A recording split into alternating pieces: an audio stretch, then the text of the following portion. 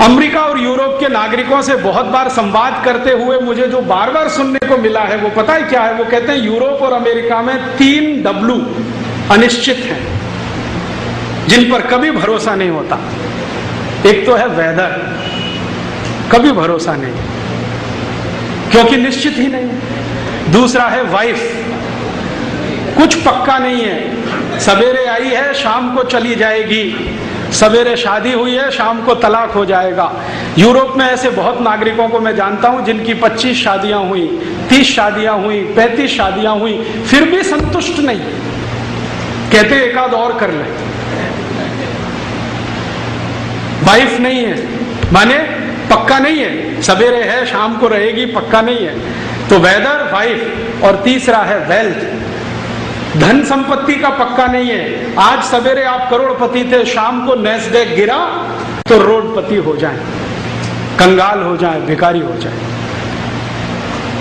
भारत में ये तीनों ही निश्चित हैं, वेदर भी निश्चित है, वाइफ भी निश्चित है, वेल्थ भी निश्चित है। वेदर तो इतना निश्चित है जिसकी कोई कल्पना नहीं है। हम आंख बंद करके छोटे बच्चों को ये कहते सुनते हैं, ये रे पाऊसा तुला दे तो पैसा, पैसा झाला खोटा, पाऊस आला मोटा। ये मराठी की एक कविता है। बच्चे गाते हैं महाराष्ट्र में बारिश आओ जल्दी आओ, और वो उनको मालूम है किस महीने में गाना है, और ज्यादातर बच्चे गाते हैं उसके 2-3 दिन में बारिश आ जाती है, क्योंकि उनको समय का पूरा ध्यान है कि ये समय है, अब बारिश आने वाली है, गाओ। हमारे देश में मौसम की इतनी निश्चिंतता है कि मैं भारत में 3 लाख किलोमीटर का प्रवास कर चुका हूं पिछले 10-12 वर्षों में। छोटे छोटे गांव में ऐसे लोग मैंने देखे हैं, वो बादल की तरफ देखेंगे, राजीव भाई 10 घंटे में बारिश आएगी। मैं कहता हूं यार तुम्हारे पास कोई सैटेलाइट है क्या? ये कैसे तुमने बता दिया 10 घंटे में बारिश आएगी? वो कहते हैं जी सैटेलाइट क्या होता हमें नहीं मालूम, लेकिन ये बादल का रंग देख के हमें मालूम है कि 10 घंटे में आएगी कि 15 घंटे में आएगी या नहीं आएगी। और हमारा करोड़ों करोड़ों रुपए का सैटेलाइट हर रोज फेल होता है। वो बोलता है कि आज कोटा में 24 घंटे मूसलाधार होगा, आज दिन में एक बूंद भी नहीं गिरी है।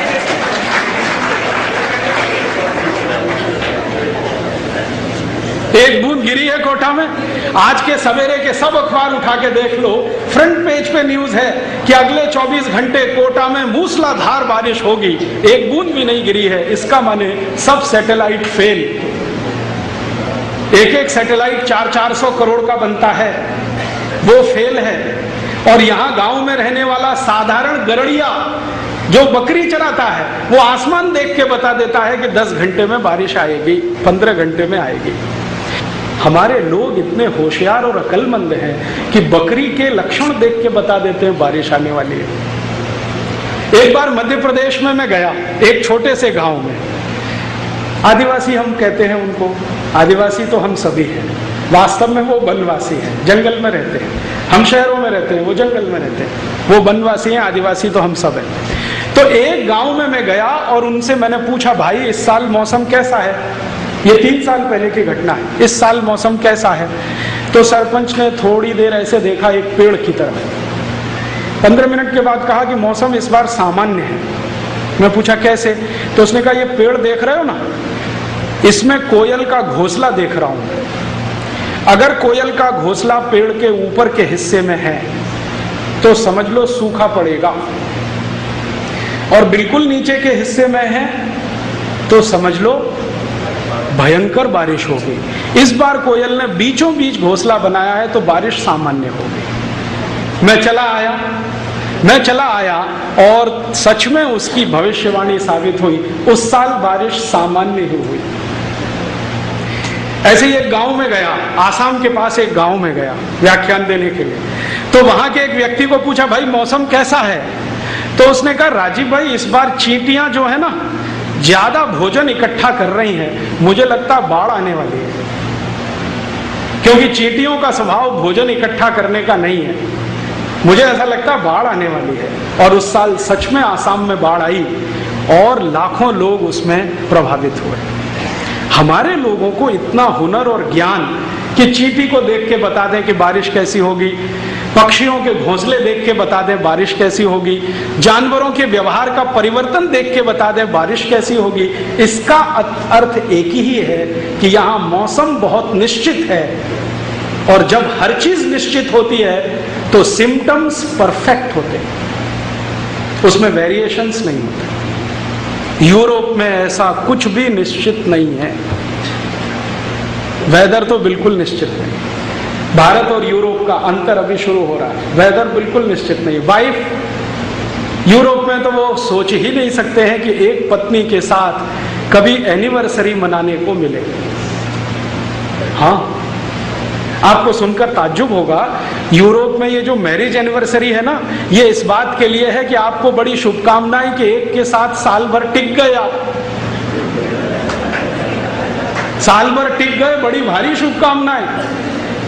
नहीं तो साल भर भी कोई टिकता नहीं एक के साथ। और यूरोप में अगर आप कुल जनसंख्या को जोड़ेंगे, परिवारों को जोड़ेंगे, तो मुश्किल से 1 या 1.5% लोग हैं जिनकी सिल्वर जुबली हुई है 25 साल में, 1-1.5%। गोल्डन जुबली वाला शायद 0.5% भी ना मिले।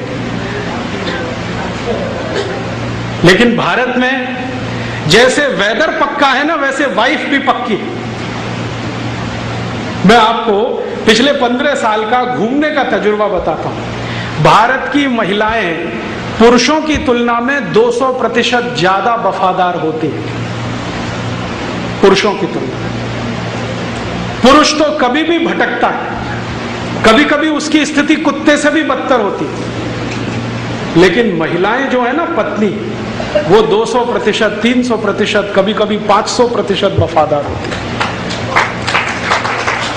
मैंने इस देश में हजारों पत्नियों को देखा है, एक दो नहीं, क्योंकि मैं चिकित्सा भी करता हूं होम्योपैथी की। तो मेरे पास बहुत सारे पेशेंट आते हैं जिसमें पति विकलांग हो गया शादी के 3रे दिन, और पत्नी ने अभी तक उसको छोड़ा नहीं। ऐसे मेरे पास एक दो नहीं, हजारों पेशेंट की लिस्ट है। ऐसे मेरे पास बहुत लोग हैं जिनको टांग टूट गई, जिंदगी भर के लिए चली गई, टांग कट गई, हाथ कट गया, अंगूठा कट गया, कुछ हो गया, अंग भंग हो गया, पत्नी ने छोड़ा नहीं।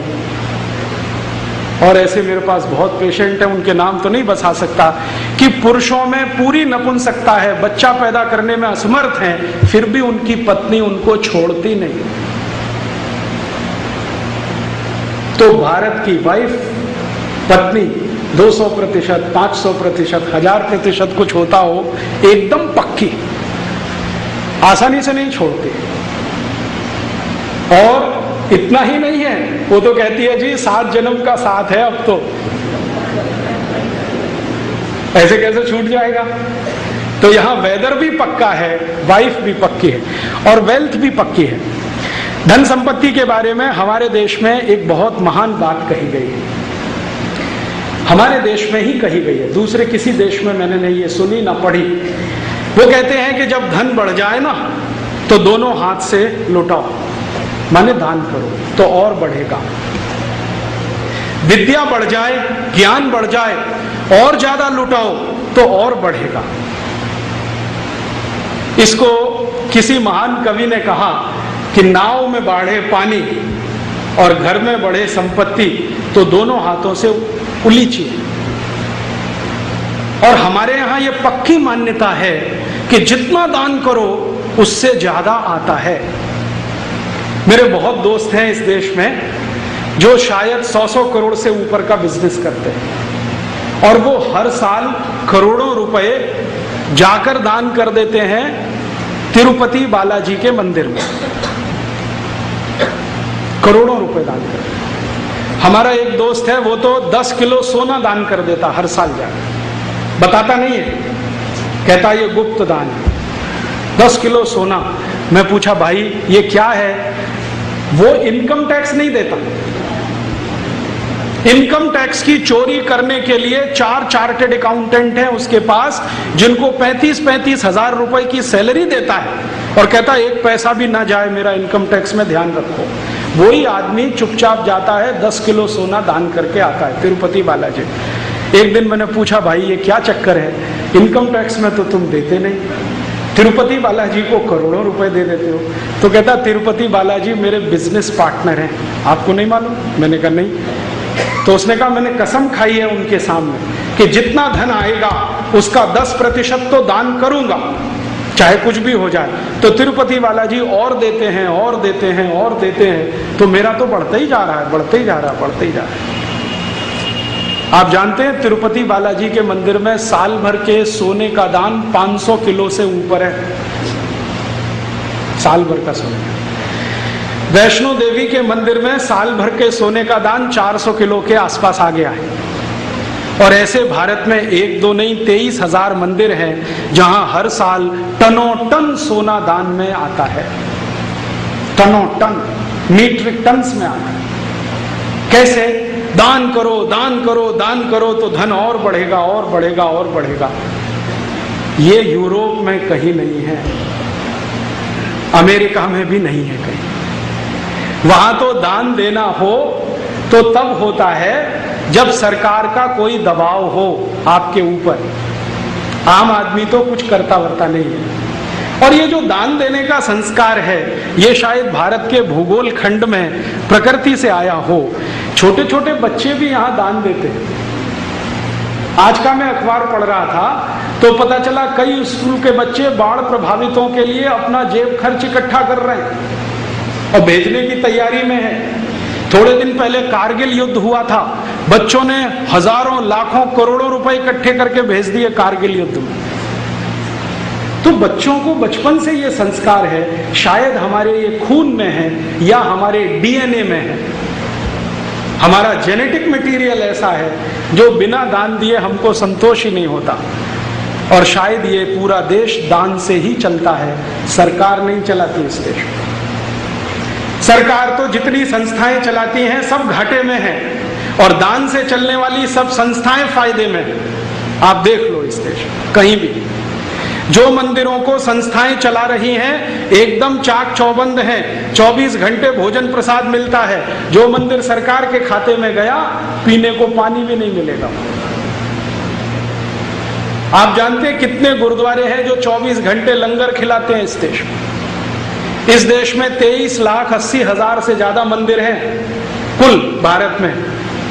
इन सभी मंदिरों में अधिकांश मंदिर दान से चलते हैं, सरकार किसी मंदिर को नहीं चलाती। हाँ, हमारी निकम्मी और बेईमान सरकार है मंदिरों में आए हुए दान पर झपट्टा मारने के लिए तो तैयार बैठी रहती है, अपने खजाने से 1 पैसा उसमें नहीं देती।